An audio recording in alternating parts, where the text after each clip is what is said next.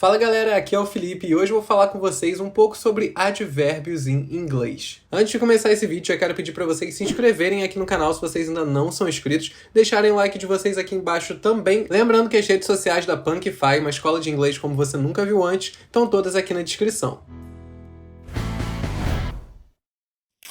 Bom galera, nesse vídeo aqui a gente vai falar sobre uma classe de palavras extremamente importante, que são os advérbios. Os advérbios também existem em português e são aquelas palavras que, por exemplo, são terminadas com mente. Então, lentamente, incrivelmente, inteligentemente. Então sim, uma das funções dos advérbios é descrever o modo como algo é feito, mas essa não é sua única função. Existem advérbios de vários tipos diferentes e eles podem influenciar diferentes elementos da frase. Como eu falei com vocês, eles podem definir como uma ação é feita, então, por exemplo, ela andava lentamente. Podem definir a intensidade de um adjetivo, né? Ou seja, de uma característica. Ele é muito inteligente, então nesse caso, muito é um advérbio que está dando essa ideia de intensidade no quanto essa pessoa é inteligente. E às vezes podem influenciar uma frase inteira, como por exemplo, infelizmente deu tudo errado. Então, infelizmente é o advérbio e depois a gente entende o que infelizmente aconteceu. E hoje a gente vai falar sobre advérbios de frequência, ou seja, aqueles advérbios que determinam a frequência com que uma ação acontece. Em português a gente tem, por exemplo, sempre, ocasionalmente, semanalmente, mensalmente. Então vamos ver agora quais são os principais advérbios de frequência em inglês. Começando por often. Often, que significa frequentemente. I often read books. I often read books. Eu frequentemente leio livros. Occasionally. Occasionally, que significa ocasionalmente, ou seja, de vez em quando. She occasionally eats salad.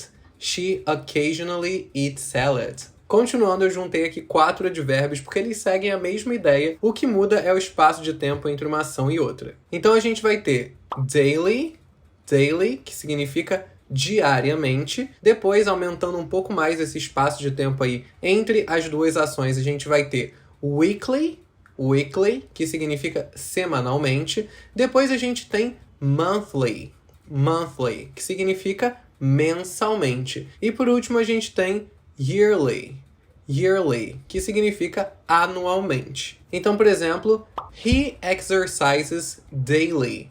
He exercises daily. Ele se exercita diariamente. She goes to the supermarket weekly. She goes to the supermarket weekly. Ela vai ao supermercado semanalmente. They travel to São Paulo monthly.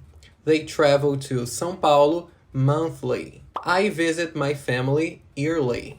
I visit my family yearly. Em seguida, a gente vai ter always.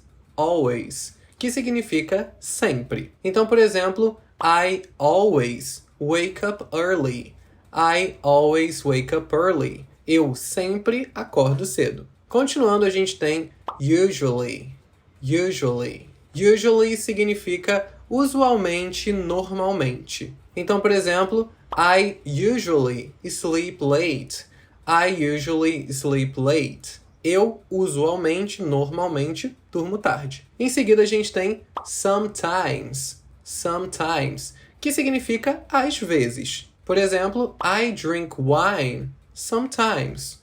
I drink wine sometimes. Às vezes, de vez em quando, eu bebo vinho. E agora a gente vai para aqueles advérbios de frequência que falam ali de uma frequência realmente bem baixa, coisas que a gente quase nunca faz. Começando por rarely.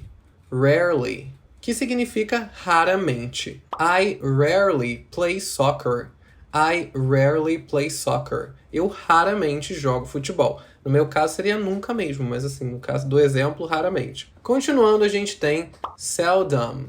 Seldom, que significa quase nunca. Por exemplo, he seldom cooks. He seldom cooks. Ele quase nunca cozinha. Depois a gente vai ter o advérbio hardly. Hardly, que significa dificilmente. They hardly read books. They hardly read books. Eles dificilmente leem livros. E por último a gente vai ter never.